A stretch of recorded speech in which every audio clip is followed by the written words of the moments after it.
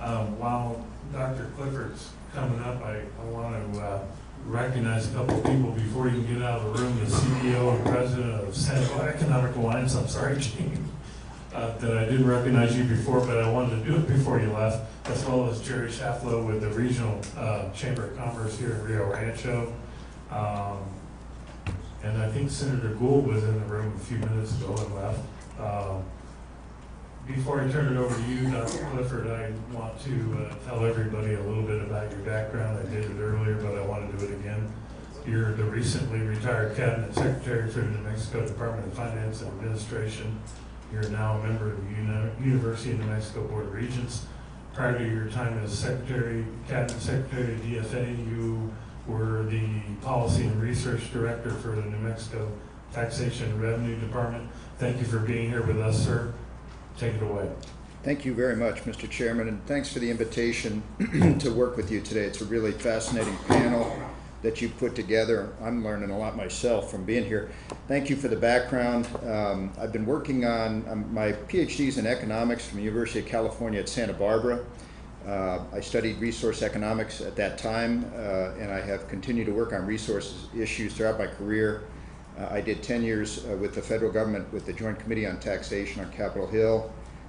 Worked on a lot of resource issues at that time. One of them, interestingly, that implicated New Mexico was the incentive for drilling into shale formations and tight sands. That was extremely productive for the San Juan Basin and led to a dramatic increase in production there, which was evidence, I think, of a successful fiscal policy that supported growth of this very important industry. Today's talk is one that I've given many times, but I appreciate a chance to update it and work with your county on it. And so I'm going to talk a lot about state revenues. I don't talk a lot about your county revenues, but I'll try to circle back to that a little bit, and I'm happy to answer questions and to follow up on that. So again, we do have over 50,000 producing wells in the state, which ranks us 5th in oil production in the country and 7th in natural gas production. We're currently back up to about 50 drilling rigs. That's up significantly from last year's low when prices dipped significantly. Each rig, if it operates for a year, supports 50 employees at an average salary of about $75,000. So these are really high quality jobs, generally in rural areas, which I think is one of the critical challenges for New Mexico. So on an annual basis, that's almost $4 million of payroll. So you can see it's kind of like a small to medium-sized factory that supports very high quality jobs. This chart is a kind of a history by basin of where our production has come from using the OCD's data. And you can see that those Northwest gas wells were the sort of the lion's share there, and that run-up that you see in the 80s and 90s was largely due to the incentive effects of the federal tax credit that was available there. Luckily, we've been able to maintain that production. We were worried that was going to drop off much more quickly than it has.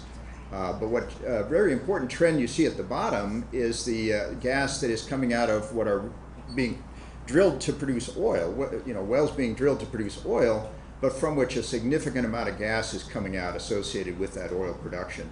So that's really contributed. You can see the overall trend had a modest uptick there in the last couple of years, and that's thanks to that associated gas coming from our southeastern oil wells. The oil production story is the one that's really remarkable for New Mexico. When I started doing this about 22 years ago for New Mexico, was there in the mid-90s, we thought that trend was basically going to continue declining, into the future. And instead, as you see there over the last 5 years, that's the impact of the fracking revolution on oil and gas productivity. It's more than doubled our production. We are at a historical high for New Mexico.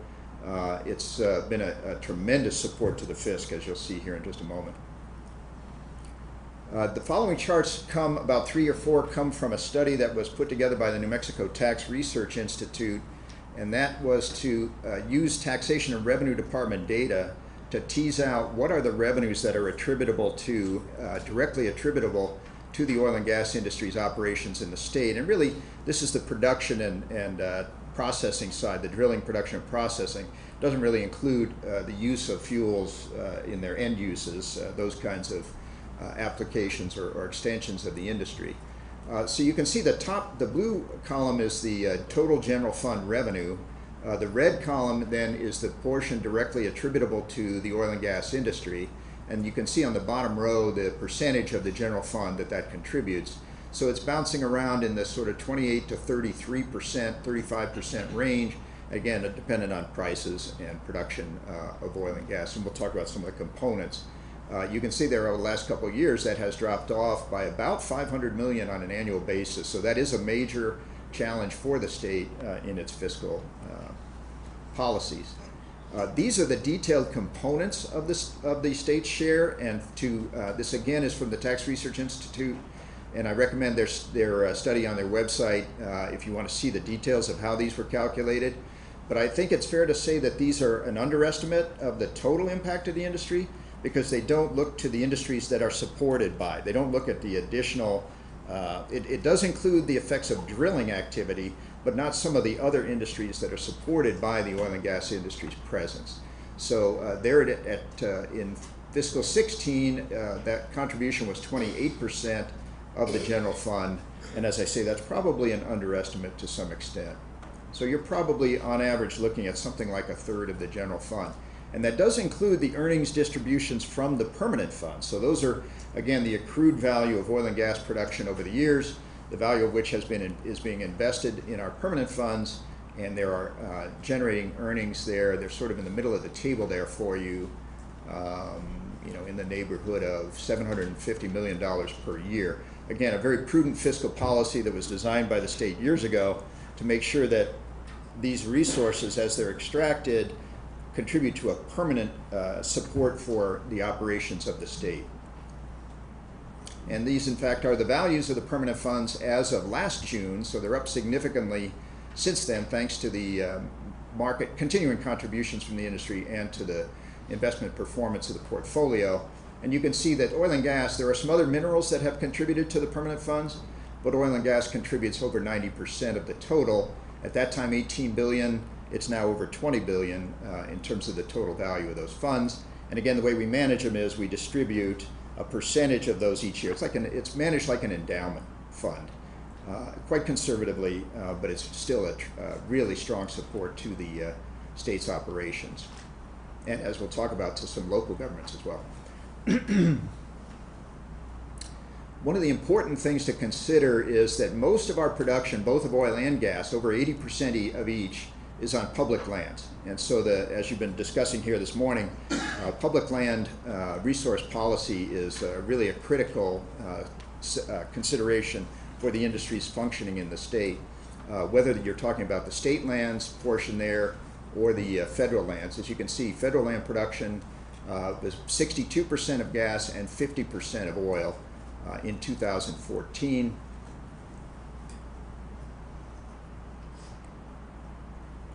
This is a look that shows you what we call direct production revenue, and that would be taxes, royalties, and also bonus payments that the industry makes for the right to drill in the future on public lands. And you can see the total there was about 1.5 billion in fiscal 16. Of that, about 40% or so goes to the state general fund. A very significant portion are the royalties from production on state lands. Those go to the land grant permanent fund. The severance tax portion at $289 million is a major supporter of capital outlay projects around the state, and also a small portion of that does then move into whatever's not used for capital goes to the severance tax permanent fund. And then importantly for you all to consider is the local government slice of $139 million, and those are property taxes based on the oil and gas value in your jurisdiction. Very important consideration for you. The capital outlay, as you know, this is supported primarily by oil and gas production, and this is just a summary for the last several years. These fluctuate from year to year, partly just by the timing of when the bonds are issued to support these projects. So I'd look at the average there over the last 5 years of a total of $2 billion of projects. So about $400 million of projects split roughly evenly between legislative projects and public school capital.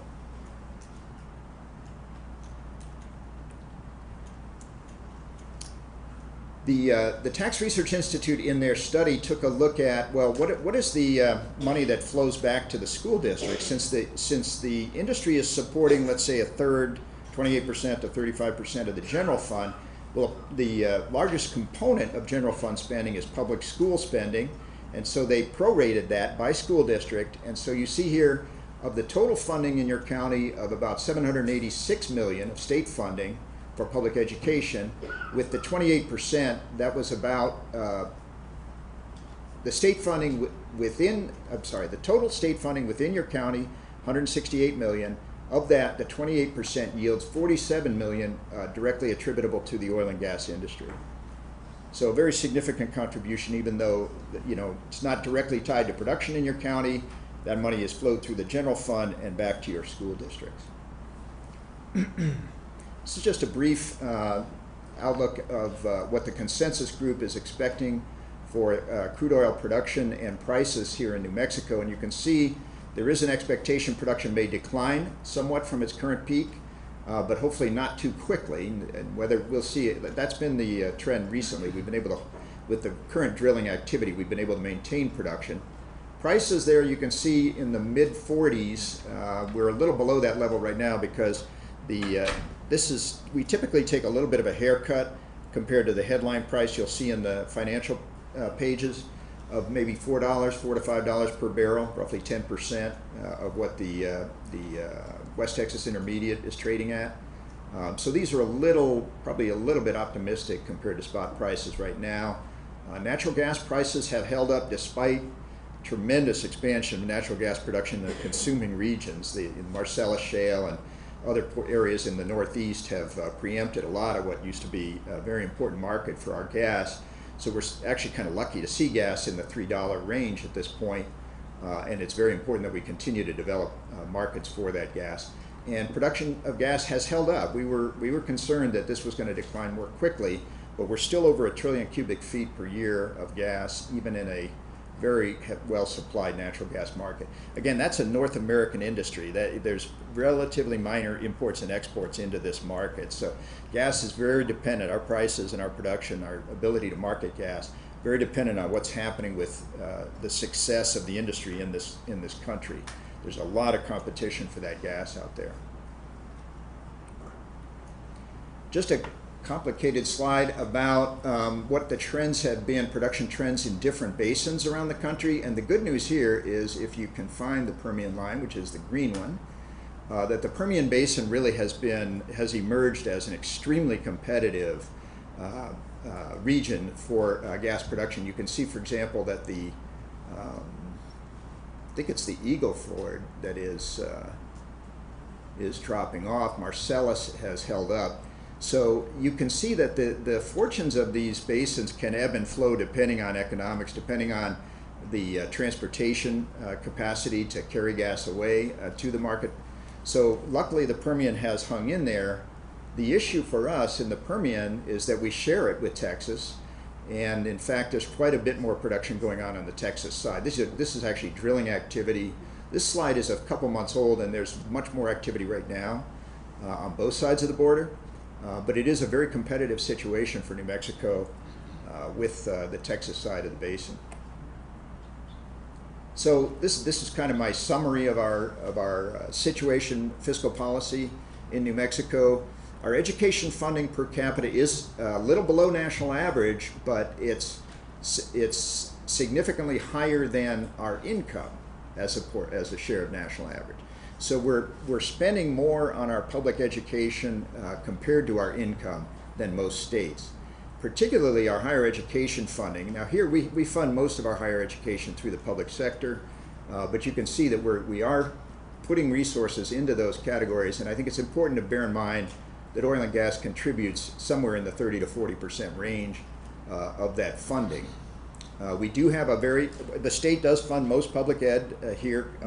It's a different structure than it is in many states, and I think one of the reasons the state has been able to step up and do that is because of the availability of these oil and gas revenues. You can see our ranking is 36th in per student spending, but we're 46th in median household income. So that's what I mean about we're able to support a higher level of funding for our education than our income would seem to suggest, and I think one of the reasons for that is the oil and gas contribution. Oil and gas also is contributing to our capital outlay funding, which I think, if you compare that to other states, that would typically be funded through local property taxes. So in a way, having the oil and gas revenues is helping us to hold down other tax rates, including our property taxes.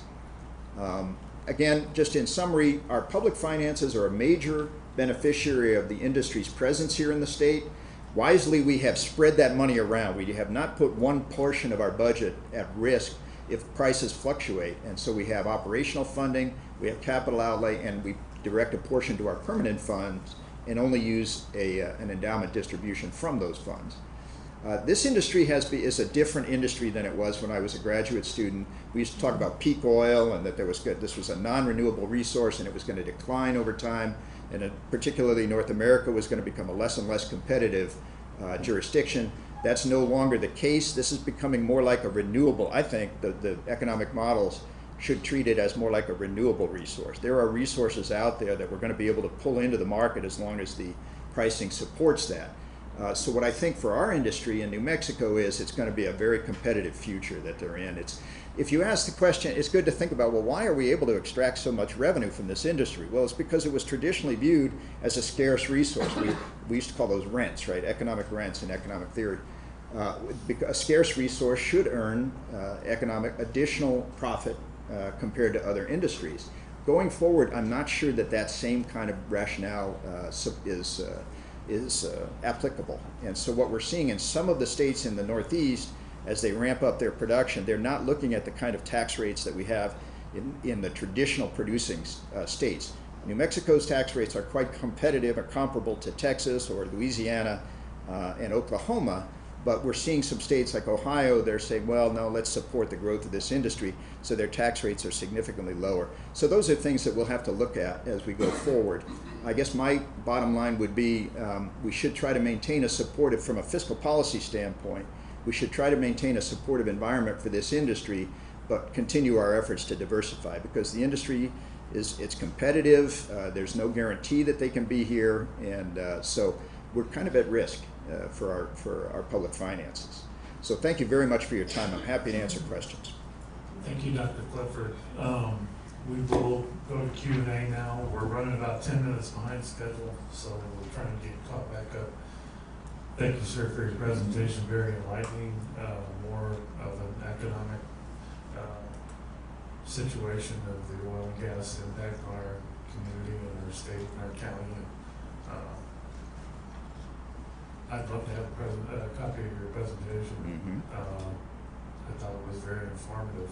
When you talk about, I have a question in regards to the Permian Basin. So when you talk about the Permian Basin and the fact that both New Mexico and Texas share in that reservoir, if you will, and if you're primarily talking about the southeast part of the state, when you talk about up here, you're talking about something different, right? It's the Albuquerque Basin, correct?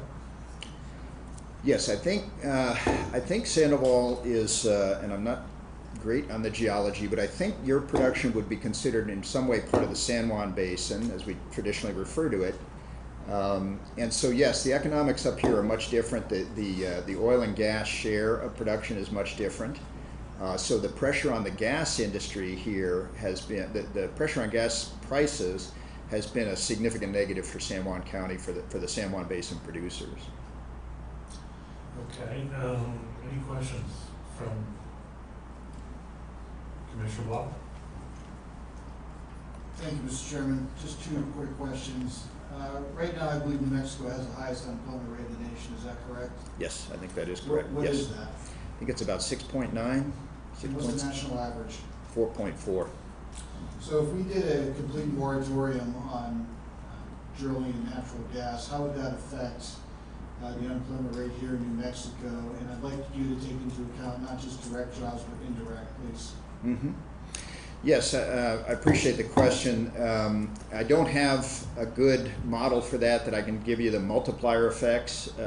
I think you're looking at jobs that, one of the interesting things about this industry is sometimes it's a little out of phase with what's happening in the rest of the economy. So we had a really excellent run up in oil prices over the last few years until they fell by about 50%. So at a time when the rest of this economy was pretty sluggish, the oil industry was actually adding jobs in the 2010 to 2012, 13. Over the last 2 years, when prices fell by 50%, the industry actually had to cut back significantly. So those direct jobs fell by something on the order of 8,000 jobs in the state. And I think it's if I don't have a good model multiplier estimate for you right now, but I think it's reasonable to assume there's at least two additional jobs for every one of those direct industry jobs in the state. So it's probably fair to assume that that took, say, 15,000 jobs out of the New Mexico economy. It's about 2% of our total workforce. So if we're looking at about 6.9%, what would that go up to then? Mm-hmm. Well, a couple percent. It could those if those jobs could be replaced. So go to maybe 8%. It'd be sorry, yeah. Because it's not 2% added to that; it's 2% of the whole labor force. Right. That you might say that just that decline contributed 2% to that unemployment. So we would be in the fours. We'd be closer to the national average, but for the loss of those jobs, I guess is the way I would say it. That makes sense. So when you look at the industry, the economic impact it makes towards general fund, education, local government, everything you pointed out there. If we decide to just stop all production, what is out there marketing wise that we can make up those dollars to help fund our state, help fund our education, help fund our healthcare, help fund our local government? How do we do that right away, stopping drilling operations? That's really an excellent question. Is what's the but for if we were to lose some of this production revenue? I don't really have a good answer for you. I mean, we would have to increase taxes and cut spending, obviously. You could, I suppose, increase distributions from the permanent fund to try to offset that, but then you're basically, all that does is take spending out of the future and pull it into the present. It's a zero-sum game. So that's not a viable long-term solution. The federal government has traditionally been a part of our tax base, but that's been a very static base, as you know. The federal government is not a growth industry, and so the industries like the healthcare industry have been the ones that have been growing most in the last couple of years. But there's not a high effective rate of tax on that industry. There's a lot of those activities are exempt from tax, for example, under the gross receipts tax. So I think the construction sector is a critical one for the New Mexico economy. We've recently gotten some good news, and I think that's going to help the fisc going forward. But can it offset this kind of revenue? I don't think so. I don't think so. I think the other thing to look at is this phone, this plastic water bottle, these glasses, the chair you're sitting in, the shoes you're wearing, the hundreds of petroleum products that are out there. If we completely stop, we can't, like my environmental friend over there, we can't replace everything with hemp. That doesn't make any sense. I think hundreds of products would increase the cost to lower middle-class Americans, which I'm most concerned about, because people are having a hard time getting by today with taxes going up, and when you start increasing day-to-day products, it's going to squeeze our families. What's your thought on that? No, I agree. I think it's very hard to model how energy costs percolate through the economy, but the fact that this industry has been able to get prices down to the level they're at, these prices, once you adjust for inflation, are about as low as we've ever had. So gasoline, the price of a gallon of gas, once you adjust for inflation, it's almost as low as it's ever been. That's a tremendous support of industry. It provides lower cost energy. Any energy intensive industry is in stronger shape today because of this fracking expansion of production and the limit that has put on natural gas and oil and all of the petrochemical products. So I think it's really having a beneficial effect on the U.S. economy. It's improving our trade posture in a number of different industries, and I agree it's just a hard thing to tease out and put a number to, but I think it's been a very important sort of a headwind or a tailwind for the economy. Thank you, sir. Mr. Chairman, over to you. All right, thank you, Commissioner Block. Commissioner Hyatt. Dr. Clifford, the average income for oil and gas employees is somewhere in the $75,000 range. Do you know what the average income for other industries in the state is? Yes, the average statewide sort of full-time employee salary would be in the low 40s probably about 45,000 inclusive of the oil numbers. But Thank you. Okay, Commissioner Ryle, thank you. I will entertain a couple of questions from the public. Do I see a show of hands? Lady in the back?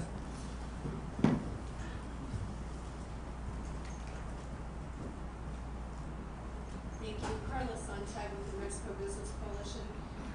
You know, the oil and gas industry has been a steady producer of high-paying jobs and money to our budget, as you discussed.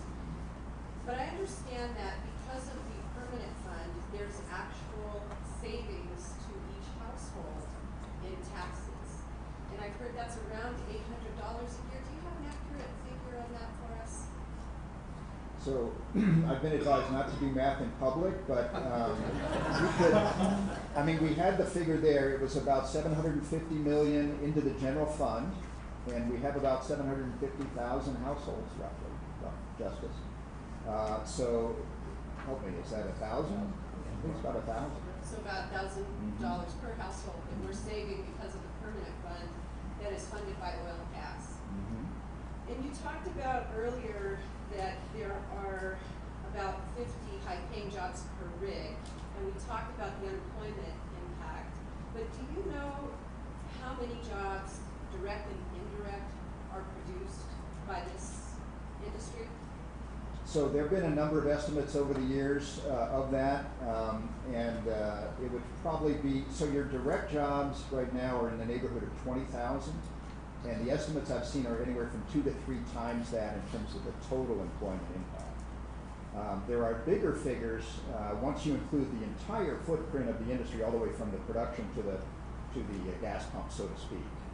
So you're in the neighborhood of 50 to 100,000 jobs in New Mexico, depending on the frame that you put on the industry. Well, thank goodness for oil and gas in New Mexico. Thank you. Dr. Friedman, do you have a question? Not a quick question. Your bottom paragraph suggests that we need to diversify economy. We have gotten in the state quite dependent on the extractive industry. You showed the figures of how much of our economy depends on that.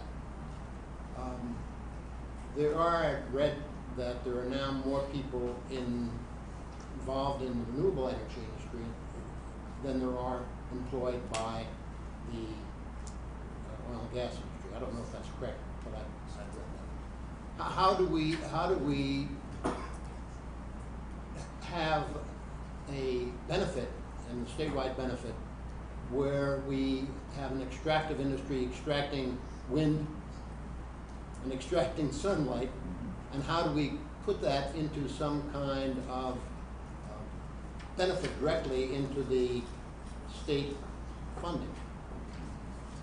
Yeah, that's an excellent question. I don't know that I have a good answer. We need to think about that, because basically my philosophy about economic development in New Mexico is all of the above. We can't really afford to be choosy and to kid ourselves that we know what the economic future will look like with too much precision.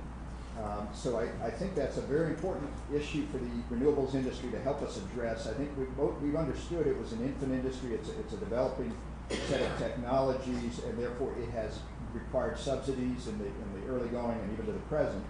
But as we go forward, the question is that industry going to be able to help produce the kind of revenues that the property tax and whatever that this industry has been able to provide to New Mexico? I think we're at risk because we are a producing region. We're not just energy consumers here. We're major energy producers for the country. So it's a difficult question. I don't know that I have a good answer for you. We probably, we're in the middle of a tax reform debate right now. We probably need to continue that discussion. It's not a one-time thing. It's something we need to continue working on.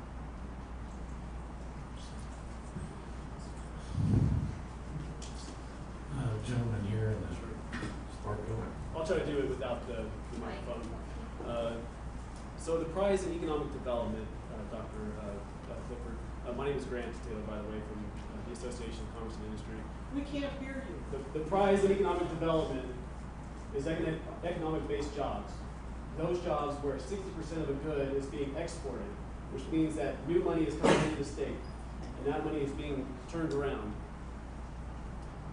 Now, many communities will say, we want to create jobs, and we will forego things such as gross receipts taxes or property taxes in order to get those jobs so that we have residents who have jobs, and then they can circulate money by way of the gross receipts tax.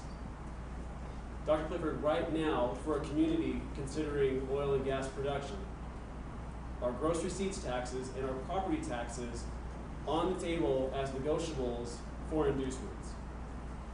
Sorry, the last part was? Can a community negotiate gross receipts taxes or property taxes in order to induce production in a community? So that you're testing my knowledge about, I think, industrial revenue bond law. I don't think these facilities are eligible. Carol is helping me know. They're not. Yeah, so I think the main tool the county would have would be basically rates. You know, trying to adjust, keep rates from creating a disincentive to invest. Since that tool at least is not available as a targeted incentive. I'm not sure I'm really answering the question. Okay, so if you're a field services company, say at Halliburton, and you go out and you do well servicing, when you bill your customer, they're going to be billing the full rate of whatever is your gross receipts tax rate in the community. There will be no reduction, and whatever is the property that you have, the valuation is going to be full force for the county or for the city. So. Yes, in the case of, with regard to part of that, the revenues are located to the well. So yes, the gross receipts tax on those services comes to the county. Yeah, that's a very important revenue in the southeast, I can tell you, and to some extent here in Sandoval as well. Mike, I'm going to let you be the last question. Thank you, Mr. Clifford. And keep it to one if you would. One question.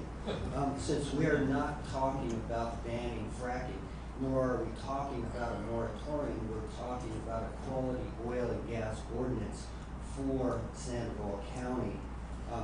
Do you see that as a threat to oil and gas revenue for the state and or for the county?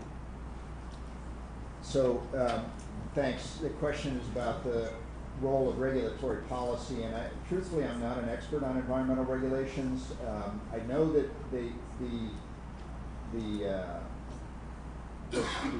industry has the community has a very valid set of concerns about what is the environmental footprint of this industry and how do we make sure that it's producing in a responsible manner. I think that has to be part of every discussion.